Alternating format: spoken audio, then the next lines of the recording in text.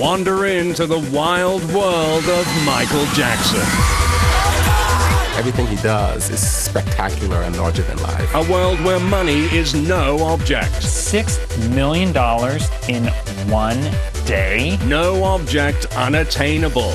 It's just the most extravagant wheel, $350,000. And nothing is too indulgent. Our helicopter pad was used to fly in ice cream for a very, very special Michael Jackson. From his mind-blowing homes... He has a freaking amusement park, for God's sakes. ...to his personal body double. I've had surgery to look more like Michael.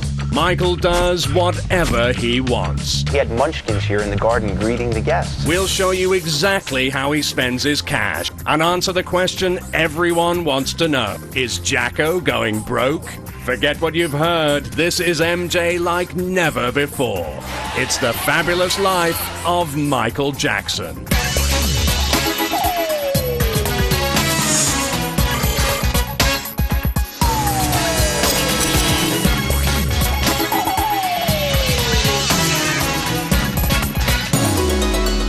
Voodoo, a spiritual religion dating back 6,000 years, combines witchcraft, animistic deities, and superstitious beliefs. Some say voodoo can place beings under the power of evil spells. Reportedly, Jacko hired a voodoo chief to hex Hollywood mogul Steven Spielberg. Cost of the curse? $150,000. 150 grand for a curse, and all because Steven Spielberg didn't cast him as Peter Pan in his movie Hook?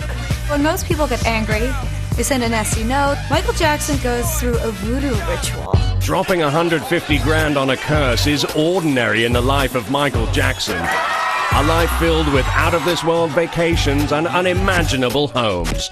From shopping sprees to chimpanzees, for MJ there's nothing, we mean nothing, too extraordinary. Everything he does is spectacular and larger than life. He buys whatever he wants, whenever he wants, and he goes wherever he wants. Michael is unlike anyone else in the whole world.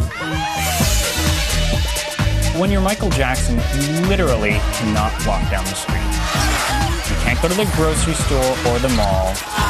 He is mobbed wherever he goes.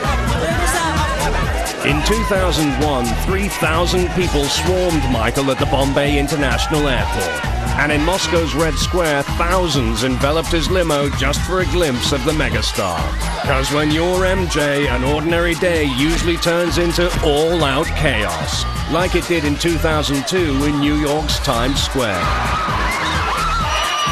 And if your mere appearance causes riots, you need the best security money can buy. If Michael Jackson steps 1 foot out of his house, he has a massive team of bodyguards with him. He spends more money on security than other rock stars. I mean, there's no question about that. Try hundreds of thousands of dollars a week. When MJ travels, he's flanked by 20 bodyguards at all times. He employs a fleet of decoy limousines to keep the press off his trail, and when he really wants to go stealth, he deploys this man. I've had surgery to look more like Michael. I see it as an investment in what I do because it's become my full-time job.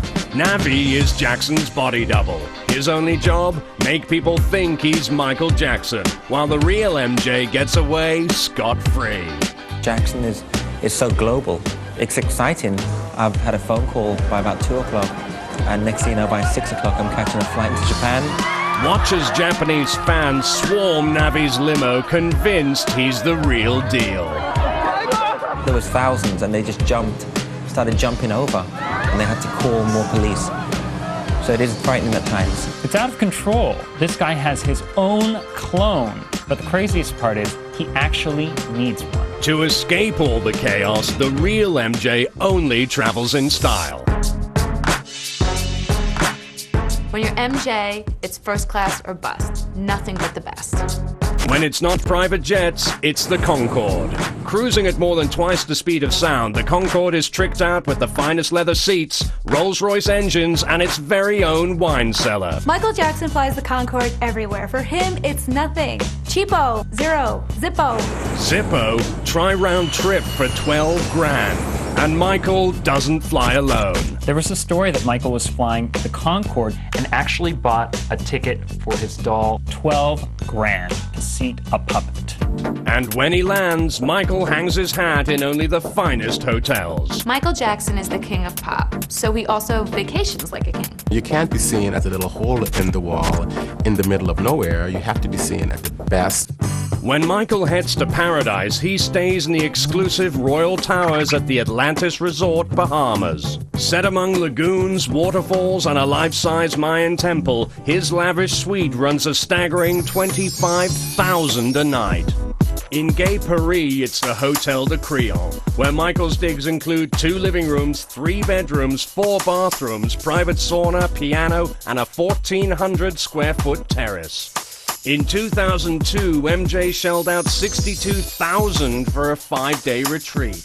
And when leaving Neverland for Disneyland, only the best will do. Michael loves everything Disney, so when he goes there, he gets the royal treatment.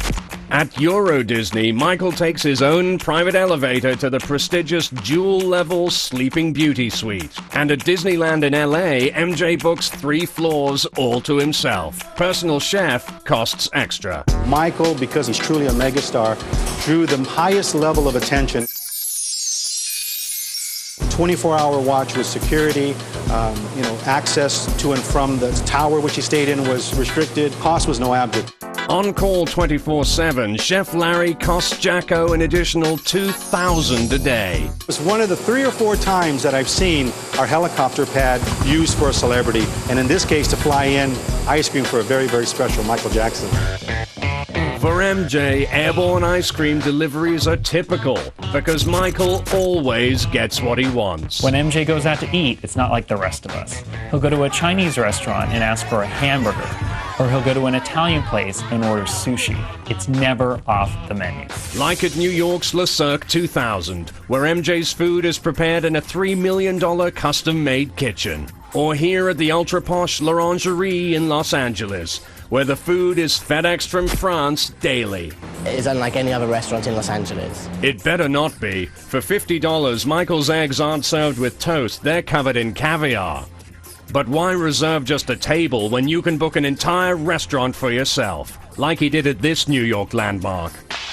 Tavern on the Green is a fantasy land. And that's why people want to be here.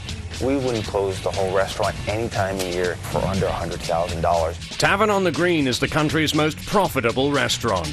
In 2001, Michael spent over $500,000 to have it all to himself. Because in the world of MJ, simple dinners won't do. When Michael Jackson did his party here, he had munchkins here in the garden greeting the guests. They had the full-on Wizard of Oz, Munchkins, Lollipop Kids, Good Witches, Bad Witches, Dorothy. Not bad for a quiet dinner with 100 of your closest friends. In 1939, Gone with the Wind won 8 Academy Awards, including Best Picture. 60 years later, that statue became the most expensive piece of Hollywood memorabilia ever, fetching $1.5 million at auction. And the Oscar went to Michael Jackson. Who pays $1.5 million for a little statue? Michael Jackson sure does. Why not? It's the ultimate tchotchke. And MJ has the most extravagant tchotchkes on Earth. From mountains of toys and extraordinary jewelry to his very own amusement park. When Michael sees something he wants, consider it his. Michael goes on these crazy shopping sprees. I mean, he just points out what he wants. It's very much like a child, shopping behind the mother. I want that, I want that, I want that, I want that, I want that. Like most kids, Michael loves buying toys. Lots of toys. And world-famous FAO Schwartz is where he goes. In 2001, management closed down the entire store so he could raid the Barbie boutique. MJ's been known to drop 80 grand there in just a few hours. And toys aren't his only shopping vice. Michael loves books. He came in after the store closes, which is at 10:30, so we reopened the store. If you want to drop $125,000 on a first edition Shakespeare, New York's Strand Bookstore is where you come. For Michael, it's simply a stop and shop. He was just here yanking books off the shelves, and he did it very fast and furiously. Michael never asked how much anything cost, and the next morning A limousine was sent from the hotel, and the books were picked up. Michael doesn't do shopping bags. Trucks will just show up the next day and pick up all the stuff he bought.